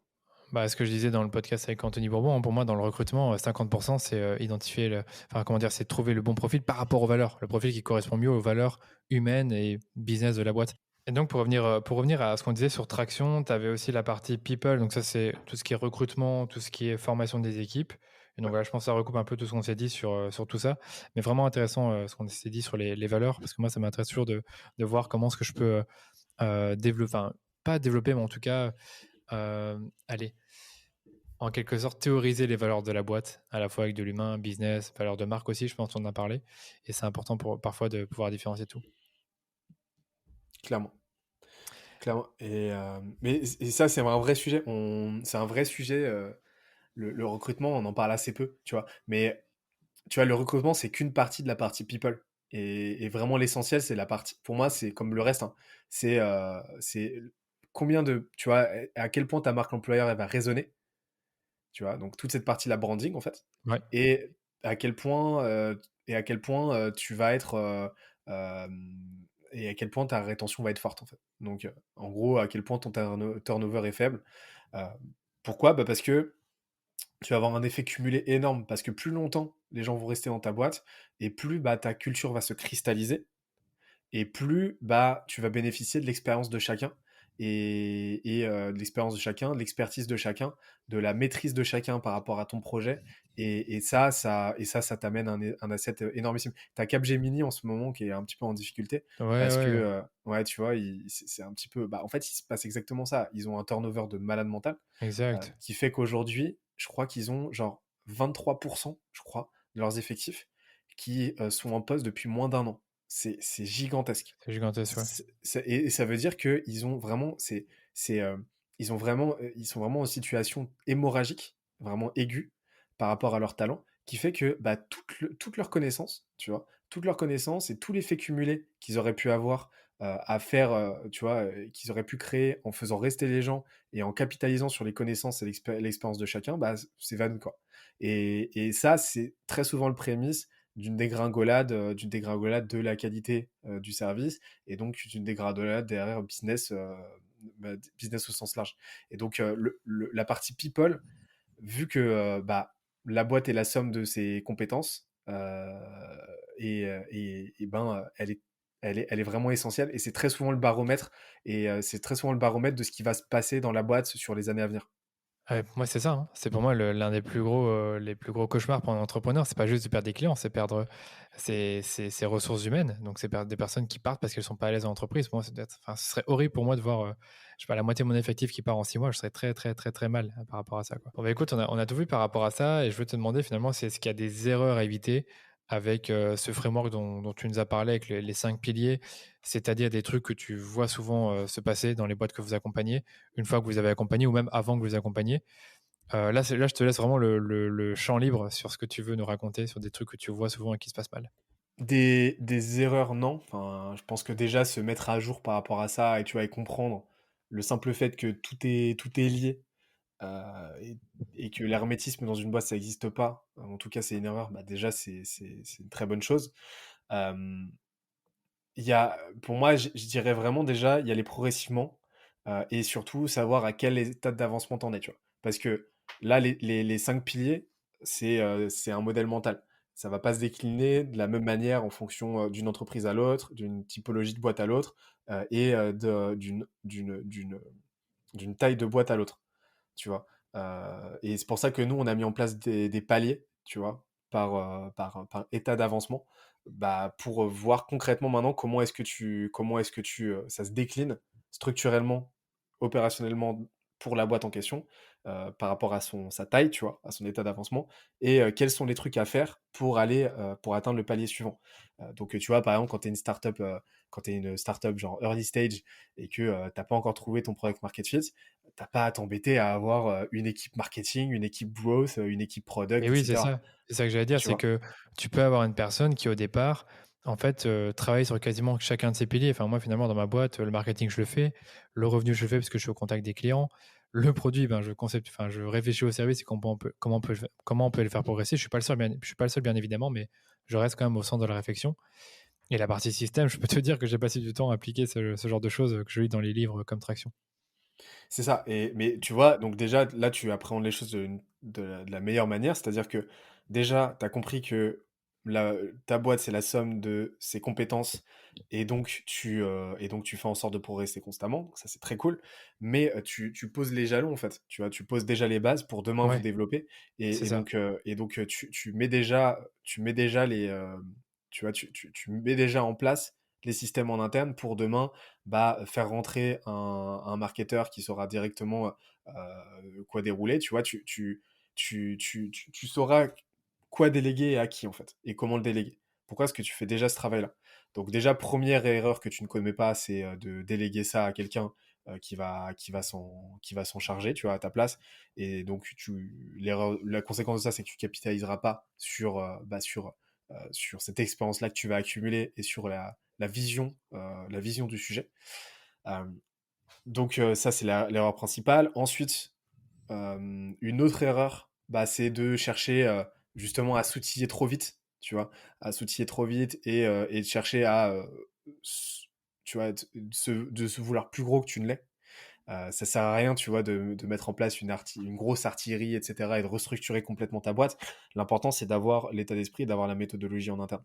Et donc, tu vois, c'est savoir déjà comment tu te situes, en fait. Comment tu te situes, à quel état d'avancement t'en es. Et donc, et tu vois, aujourd'hui, pour te dire en toute transparence, ça fait quelques mois qu'on exécute ça avec les clients, tu vois, qu'on l'applique. Ouais. On a accompagné entre 70 et 80 boîtes, j'ai plus le compte exact. Et ça aura sûrement, ça aura très certainement évolué d'ici que le podcast sorte. Et donc en fait aujourd'hui, c'est quelque chose qu'on applique avec eux qu'on a de façon frontale, tu vois, dans nos accompagnements. Mais par contre, on n'a pas encore mis en place un playbook pour l'appliquer, tu vois, de façon autonome chez toi. Et donc là, on manque encore de retour d'expérience, que c'est quelque chose de, tu vois, de tout nouveau, cette approche, cette façon de faire. C'est vraiment c'est vraiment une méthodologie sur laquelle on itère en continu. Et, euh, et, euh, et donc là, je peux pas te dire exactement, voilà, quels sont les Ouais, écueils à éviter si demain tu décides de l'appliquer à toi tout seul. Par c'est contre, le ça, ouais. fait déjà de te confronter à ça et de faire en sorte de monter en compétence sur ces 5 piliers, tu vois, de te renseigner, de comprendre vraiment ce que le marketing implique, de comprendre que chacun de ces pans-là, ils doivent être internalisés au sein de la boîte et que tu dois déjà le plus tôt possible commencer à réfléchir en système pour avoir un process marketing, avoir un process, une stratégie marketing, une stratégie produit, une stratégie revenu, une stratégie growth, etc. Et ben déjà, tu poses des bases qui sont très solides. C'est clair. Bah, je trouve dans les boîtes comme les nôtres qui sont très digitales, c'est ultra important je vais pas dire de le noter, mais de le systématiser quelque part, hein. On parle beaucoup des outils no-code comme Notion, ClickUp. Déjà, avoir ce genre d'outil-là, ça vous permet déjà de poser les bases de ces piliers-là, même s'il y a qu'une ou deux personnes qui peuvent s'en occuper au sein de l'entreprise. Je vais même te dire un truc, et ça je peux t'en parler parce que c'était moi à l'époque c'était à l'époque où on faisait les tests, on faisait les tests, tu vois, sur cette méthodologie d'accompagnement. C'était très très loin d'être aussi abouti qu'aujourd'hui. Et c'est moi qui délivrais, tu vois, qui délivrais les advisories. Et je peux te dire un truc, c'est que ça fonctionne extrêmement bien sur les produits hardware Ok. et sur les produits hardware, donc tu vois, physique, etc. Pourquoi? Parce que déjà, vu que tu es dans une logique de R&D et que ça te demande de l'argent, et tu vas pas développer le truc de façon itérative, tu vois. Tu vas développer le truc en t'assurant que ça réponde vraiment à un besoin au marché. Et donc, en fait, ton potentiel, ton PMF potentiel, il est beaucoup plus facile à atteindre. Tu vois, en général, pourquoi? Parce que tu vas développer, tu peux pas prendre le risque. Tu vois, quand tu fais du RR, tu peux pas prendre le Ouais. risque de flopper. Donc, tu vas vraiment t'assurer que ce que tu vas concevoir, ce que tu vas rechercher et développer, ça va se vendre derrière. Et donc, en fait, nous, on a accompagné plusieurs boîtes hardware sur des produits, mais vraiment mais super disparates, genre des carrés de douche, des, euh, des crochets téléguidés, tu vois, téléguidés pour les grutiers, euh, Ok. pour décrocher les chargements à distance, tu vois. Donc vraiment des trucs Ouais, je vois, ouais, je vois. ultra niches, etc. Mais avec déjà des product market fit en place. Et dans le premier cas, en 5 séances avec eux, et dans le deuxième cas, en 3 mois, on a eu des résultats de fou. Donc, le premier, les carrés de douche, ils ont fait en un an plus 450 000 euros de chiffre d'affaires suite à notre intervention. Pourquoi? Parce qu'on a modélisé le truc, on a su exactement sur quoi on devait aller taper avec eux, on a corrigé le truc, on les a aidés à internaliser, et ensuite, ils ont continué à exécuter sur la base de ce qu'on leur avait donné. Bim, ils ont fait quasiment plus 500K de chiffre d'affaires par rapport à leur prévisionnel, directement corrélé à ce qu'on a mis en place avec eux. Et les deuxièmes, bah, on a revu leur positionnement, on a affiné leur branding, on a professionnalisé leur social selling, on a, on a affiné leur unique selling proposition, on a mis en place un process outbound. Bim, ils sont passés de 20 à 50K par mois de vente à 200 à 300K par mois en Ouais, 3 mois. c'est ça qu'il faut comprendre, c'est qu'en fait, en fonction de ce que vous voyez, vous identifiez quelque chose à retravailler, vous le retravaillez et c'est là que ça peut avoir un impact fort. Donc c'est pas forcément juste, faire de la publicité ou, Ah faire non, plus clairement pas. d'emails. Ça peut être vraiment des trucs où tu te dis: «Bah, en fait, le branding va pas du tout» ou, vos équipes, bah, il y a des personnes qui sont pas assez bien formées sur certains sujets ou alors le produit, il fit pas exactement avec, votre audience, ou leur marché directement. Ah, c'est ça, mais c'est-à-dire qu'en fait, là, tu vois, les 5 piliers, c'est une méthodologie, tu vois, Holistique. c'est un framework. Ouais, c'est ça, c'est un framework, mais derrière, si c'est juste pour faire des PowerPoint et réfléchir et se prendre la tête, nous, ça nous intéresse pas. On Ouais, l'utilise c'est vraiment opérationnel. derrière Ouais. pour transformer ça, ouais, en euh, une roadmap qu'on va exécuter, qui va être très concrète, qui va apporter du ROI, du résultat très rapidement. Pourquoi? Parce qu'on sait qu'en gros, c'est très simple, tu vois. En fait, c'est vraiment une histoire, c'est vraiment des cases qu'on va cocher. Vu qu'on sait ce qu'une boîte doit avoir mis en place pour performer, pour grossir, etc., tu vois, bah, grossir sainement, rapidement, durablement, eh ben, on a juste à auditer le client, à voir ce qu'il a mis en place, tu vois, et à voir ce qu'il n'a pas mis en place. Et une fois qu'on a ça, eh ben, on a une roadmap directement, on voit directement les trous dans la raquette et on voit directement sur quoi on doit se concentrer. Et après, c'est juste un travail de priorisation pour se dire, OK, bon, il y a ces 5 trucs-là à revoir si on veut homogénéiser tout ça. Bon, bah, on va prioriser pas du plus urgent au moins urgent, et ensuite on déroule. Et on monte la Voilà. squad, et ça délivre, et là on a un plan de transformation, et les résultats sont juste ouf. Ouais, moi, je trouve ça très clair comme tu l'expliques là. Et évidemment, pour ceux qui ne peuvent pas forcément s'offrir tes services, ben, elles-mêmes peuvent aussi auditer leur propre système, leur propre process et les 4 piliers qu'on a vus ensemble et voir finalement là où elles sont nulles. Ça tombe, si vous vous rendez compte que vous n'avez pas de plateforme de marque, bah, commencez par faire une plateforme de marque. C'est Si ça. vous remarquez que vous faites zéro contenu, commencez à faire du contenu. Mais je pense qu'il faut aussi retenir la logique d'itération, de sprint. On n'en a pas forcément parlé, mais de tester quelque chose pendant 2 ou 4 semaines et de voir déjà quels sont les résultats et de le mesurer surtout. Donc la data au centre de tout, hein, comme on le disait déjà. Mm. Bon, écoute, moi, c'est très clair pour moi. Je pense que j'ai fini avec les questions. Si c'est OK pour toi, on peut passer aux questions de la fin, à moins que tu aies quelque chose d'autre à rajouter qui n'a pas été dit et qui est pertinent. Eh ben écoute, là je pense qu'on a pas mal fait le tour du sujet. Il y en aurait toujours énormément à dire, hein. Là on est resté en Toujours, ouais. surface sur, sur chaque composante. Il y en a certaines sur lesquelles j'ai pas développé. Tu vois, par exemple, un point ultra important qui m'est revenu après sur la partie product, c'est la Ouais. recherche utilisateur. Et ça, Mhm. c'est un truc qui est d'une puissance, tu vois, savoir faire une vraie recherche utilisateur et systématique, tu vois, où tu vas poser les bonnes questions à tes clients, tu vas poser les bonnes questions à tes utilisateurs pour bah, identifier leurs problématiques, comprendre pourquoi ils sont intéressés à toi, comprendre leurs difficultés, etc. Ça, c'est juste du pain béni, c'est juste d'une puissance pour améliorer bah, tout le reste, tu vois, pour améliorer ton produit, ton marketing, bah, ta stratégie commerciale, et ainsi de suite. Et ça j'ai pas développé, mais c'est Ouais. pour te dire que derrière, ça se décline vraiment en action, en effet très concret, encore une fois.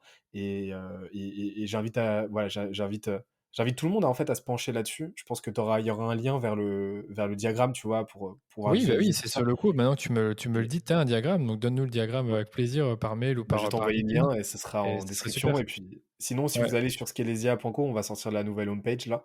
Ça sera ouais. directement sur notre homepage et vous pourrez voir un petit peu à quoi ça ressemble. Non, mais sans aucun doute, on mettra au moins, enfin les deux, homepage plus diagramme parce que ça vaut le coup que les personnes puissent le visualiser. Et pour tout ce qui est recherche utilisateur, tu fais bien de le dire parce que j'ai totalement oublié. Donc c'est finalement en quelque sorte la définition des personas, finalement comprendre à qui tu t'adresses et un peu les catégoriser en fonction des profils, des problématiques, des désirs que ces personnes peuvent avoir. Est-ce Ouais. que c'est bien ça ou c'est encore autre chose? Ouais, et le bras Ok. armé de ça, en fait, ça va être les interviews que tu vas faire. Ouais, les fameuses interviews. C'est vrai que ne négligez pas ça. Tu disais Ah tout ouais, à l'heure que c'est pas juste envoyer des questionnaires. Non, les interviews, c'est non, encore un autre niveau. ouais. C'est poser des vraies questions et comprendre bah, les douleurs de la personne et en la laissant parler. Pour moi, une des métriques dans la boîte, genre des métriques au global, ça doit être le nombre de contacts, genre vraiment verbaux qu'on va avoir par semaine avec son marché. Et donc, ça va passer par soit des entretiens de vente, ça va passer par des user interviews, tu vois, avec des Ouais. clients existants, etc.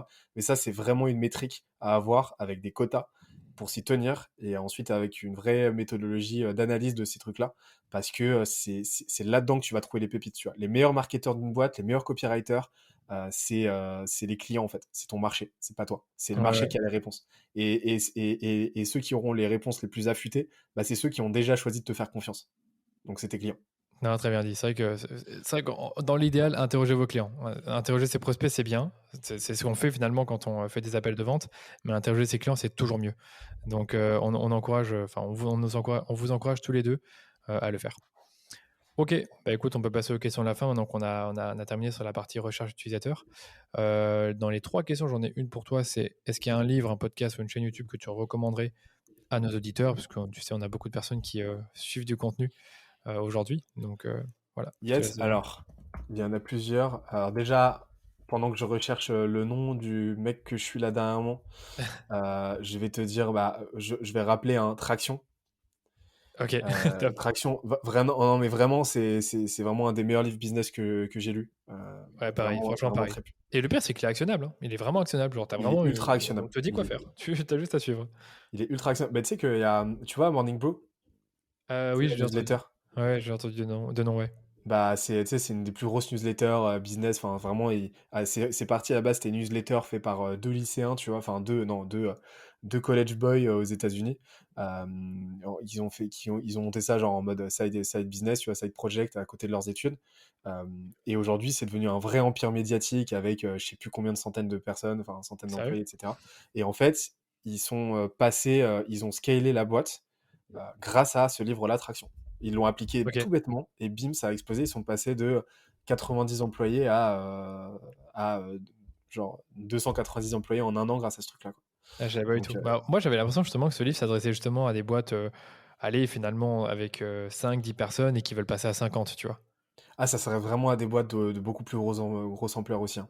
Ok, c'est intéressant parce que j'avais même Ouais. écouté dans un podcast un mec qui dit oh, moi je pense traction au-delà de 50, il faut utiliser un autre système. Mais bon, ok, intéressant que tu donnes ce feedback. Ah ouais, bah en tout cas, eux, ça a très bien fonctionné pour eux. Ok, Ensuite, ok, alors en ce moment, je suis un mec. Alors, tu sais, c'est un petit peu l'école américaine, tu sais jamais trop sur quel pied danser, si c'est tu sais, si c'est legit ou un peu scammy. Mais en tout ok, cas, ses conseils sont vraiment, vraiment ultra actionnables. Et puis, il a vraiment de la bouteille et les chiffres parlent. C'est Alex Hormozy. Hormozi. Il a une chaîne YouTube donc c'est un CEO, tu vois, c'est un entrepreneur américain euh, qui, a, qui est très affûté sur les questions vente, sur les questions marketing, etc. et sur les questions système aussi. Donc, l'info est vraiment très très qualitative. Sur les parties marketing, allez voir absolument la chaîne de Victor Ferry. Donc, il parle pas de marketing, mais il parle de rhétorique. Mais c'est un petit peu du proto-marketing. Donc, ça vous donnera bah, toute la méthodologie en fait pour comprendre votre audience et puis pour allier persuasion et conviction. Donc, ce point, voilà. Sinon, après, bah, la chaîne, on a parlé de Yann Leonardi hein, tout à l'heure, mais sur les questions marketing et growth, allez vous intéresser à un petit peu toute son usine de contenu, donc sa chaîne YouTube, son podcast, parce que c'est vraiment extrêmement qualitatif. ouais, ouais, c'est Et, clair. euh, et euh, je, C'est je déjà pas crois mal, hein. que je fais Franchement, le tour de tout ce t'as qui me été vient là. généreux. Ouais, t'as été Il y a généreux, beaucoup de franchement, choses, merci. mais voilà. Non, t'as été très généreux, c'est cool. Il y a des trucs que je connaissais déjà. Et j'ai aussi la question des outils. Ben justement, c'est parfait puisque ça correspond bien à ce qu'on s'est dit aujourd'hui. Est-ce que tu as 3 outils growth qui sont cool? Tu parlais de Mojo tout à l'heure, mais d'autres Mhm. outils qui peuvent être intéressants pour le marketing, les sales, product, comme tu veux. Ouais, alors faut savoir un truc, c'est que là, ça fait un petit moment, tu vois. Enfin, pendant un moment, j'étais un petit peu genre j'étais un peu J'avais vu vu, comme ouais. le mec des outils, tu vois. Ouais, j'avais vu Là, avec les vidéos YouTube, ouais. ouais, c'est ça. Là, ça fait un moment je m'intéresse moins aux outils, tu vois. Je comprends. Mais là, tu vois, ceux qui me viennent, alors déjà, bah, comme je t'avais dit, Mojo pour moi, c'est vraiment un outil que toutes les boîtes devraient avoir, vraiment. qui est absolument essentiel pour toutes les raisons que j'ai invoquées tout à l'heure. Donc, allez creuser cet outil. Ok. Ensuite, sur la partie acquisition, un outil qui est super prometteur. Déjà, conflit d'intérêts, c'est des très bons copains et je pense, nos partenaires historiques les plus proches, c'est Wallaxy. Déjà pour s'intéresser à leur parcours, parce que leur parcours entrepreneurial est extrêmement intéressant, mais aussi parce que leur produit et leur roadmap est vraiment folle et j'aime j'aime beaucoup ce que Wallaxy propose. Et après, un troisième outil, là, c'est un outil un petit peu annexe, ça a été une révélation, en tout cas de notre côté. C'est Work Adventure. Ça n'a rien à voir avec du marketing ou quoi, mais c'est un outil, en fait, tu sais, je sais pas si vous avez vu, tu sais, comme un monde virtuel, comme si tu étais dans Pokémon, tu sais, et ça émule des bureaux virtuels. Ah, Euh, cool. des bureaux virtuels exactement comme si tu étais dans Pokémon, tu vois. Donc c'est vraiment la même esthétique. Et nous, en fait, on est full remote chez Scalesia. On a créé nos Ouais. bureaux là-dedans, tu vois. Et je sais Je qu'il y a beaucoup note. de potes remote qui vont écouter ça. Donc allez voir Work Adventure parce que cet outil, en fait, ça vous permet, ouais, de créer vos bureaux virtuels. Et nous, de notre côté, on a vraiment observé une hausse énorme du nombre d'interactions au quotidien, dans la qualité des interactions, parce que en gros, tu peux faire des visions en 2-2, tu vois. Et ça a été un game changer de notre côté. Et ça a vraiment resserré les liens de l'équipe, de simplement Ok. installer cet outil. Et donc, pour cette partie-là, people et culture, c'est vraiment une très belle innovation. Ça, c'est une énorme pépite, hein. Je connaissais pas du tout. Bon, j'ai plein de questions, moi je te les poserai peut-être après, mais ça a l'air hyper intéressant. Donc j'irai voir et je t'en dirai un peu plus. Je veux peut-être revenir rapidement sur Wallaxy, si ça te dérange pas. Tu peux me rappeler ce que ça permet de faire exactement? Parce que dans ma tête, ça s'appelait prospecting, mais Ouais. j'ai l'impression que j'ai un peu perdu le fil. Yes, bah en fait, c'est la nouvelle, tu vois, c'est le nouveau prospecting. Prospecting, c'était principalement sur LinkedIn. Tu sais, ça automatisait la Ouais, c'est prospection ça. sur LinkedIn. Mmh. Wallaxy, ça permet de faire du multicanal, donc de faire non seulement de la prospection sur LinkedIn, mais aussi de la prospection par email, tu vois, de façon OK, automatisée. Et ils OK. ont une grosse roadmap où ils ouvrent énormément d'autres canaux petit à petit, où demain tu pourras faire je ne vais pas dévoiler leur roadmap et je suis pas non plus sûr à 100%, tu vois, à 100% de ce qu'ils vont faire, mais ils vont ouvrir les vannes en fait en termes de canaux d'acquisition pour faire quelque chose de vraiment omnicanal. Donc, très belle proposition, j'aime beaucoup ce qu'ils proposent. Et après, dernier outil qui m'impressionne en fait déjà aussi par leur aventure entrepreneuriale et aussi par la qualité de leurs produits, c'est Drop Contact. Et Drop Contact, ce Ouais. que j'adore, c'est qu'il est vraiment transverse à quasiment tous les piliers dans ta boîte parce qu'il va il va affiner ta data quand tu es en B2B. Il va te permettre de prospecter plus intelligemment et de façon plus précise parce que la data qui te ressort, elle est juste ultra qualitative au niveau des emails, etc. Et en plus, ça se plug très facilement à tous tes process. Leur API, elle est super flexible. Ça s'intègre très très bien en no-code aussi. Donc Drop Contact, pour moi, c'est vraiment un staple aussi. C'est vraiment un Ouais. indispensable.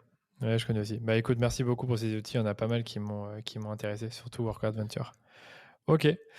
Pour conclure, où est-ce qu'on peut te retrouver et te contacter et éventuellement bosser avec toi? Ah bah alors, vous pouvez me faire coucou sur LinkedIn avec grand plaisir. J'ai un mail aussi, c'est benoît@skelesia.co. Et après, on est tous dispo. Voilà, vous pouvez nous faire coucou sur notre site aussi, skelesia.co. Et on a notre campus, donc n'hésitez pas à nous faire coucou là-bas. Pareil, c'est accessible depuis notre site. Et là-dessus, on a des cours en ligne, on a plein de trucs en libre accès. C'est comme une plateforme en fait, c'est comme un petit SaaS. Et l'objectif, c'est de vous transmettre toutes les connaissances nécessaires pour vous faire grossir en autonomie, sainement, durablement et rapidement. Voilà, Ouais, je c'est vous toujours la même recommande. chose. C'est hyper quali, des très bonnes interviews, très, très précises, avec souvent des PowerPoint en plus, donc ouais, c'est cool. Yes, très cool. Et cette année, on a une grosse roadmap. On va refondre, tu sais, parce que on s'est un petit peu heurté à la croissance. On s'est un petit peu heurté à la croissance rapide, tu vois, à l'écueil de la croissance rapide. Donc, on avait ship énormément de contenu à très forte vélocité. Mais aujourd'hui, on prend vraiment le temps cette année de refondre tout notre contenu, de le recentraliser, de le rééditorialiser pour avoir quelque chose de plus homogène. Et OK. surveiller un petit peu ce qui se passe sur le campus sur les mois à venir parce que il va y avoir pas mal de changements, quoi. Ok, ça marche. Par contre, le campus, c'est encore différent. C'est pas les cours en ligne, c'est Le la campus, si, si, c'est communauté. ça. Le campus, c'est la plateforme Ok, avec les cours en ligne et en fait, tu as la partie gratuite avec le contenu, en libre accès, ok. dont la ligne éditoriale va beaucoup changer, il va y avoir beaucoup de changements et après, tu as la partie premium du campus où là, tu as accès à, la communauté, tu as accès à tous les experts, tu as les masterclass, privées, tu as les AMA, tu as, des deals dans tous les sens, des deals avec les meilleurs outils, heu, et là, on sort un nouveau truc, c'est les workshops. Donc, c'est des ateliers, des sessions de travail avec des experts dédiés sur des thématiques dédiées pour que tu passes à l'action et que tu sois, voilà, t'exécutes avec des personnes qui ont les mêmes objectifs que toi. Donc, ça c'est un truc qu'on est en train de développer. Et là, pour l'instant, on a, on a pas mal de membres. Là, on a 140 membres aujourd'hui qui sont sur cette partie premium. Ça marche. Bah écoute, entendu, on mettra le site de scalezia.co pour que vous puissiez découvrir tout ça, parce que je vois que tout y est, quoi. Yes. Bon, merci beaucoup, Benoît, et je te dis à très vite. À très vite. Salut. Et j'espère que cet épisode vous a plu autant que moi. Pour moi, la plus grande leçon de ce podcast, c'est que la croissance d'une entreprise n'est pas forcément insufflée par une quête constante d'acquisition de nouveaux clients, mais qu'elle vient surtout de la rétention de vos clients et du bouche-oreille qui peut lui être provoqué grâce aux growth loops notamment. De ce fait, à partir d'un certain stade de développement de votre marque et de votre clientèle, une partie de votre acquisition devient gratuite grâce à la recommandation. Et pour conclure, si vous aimez les épisodes que je sors chaque semaine sur le rendez-vous marketing, n'oubliez pas de nous laisser une note 5 étoiles sur Apple Podcast ou Spotify. Je ne vous remercierai jamais assez parce que c'est comme ça qu'on fait grandir la communauté autour du podcast. Allez, je vous dis à très bientôt pour un nouvel épisode du rendez-vous marketing.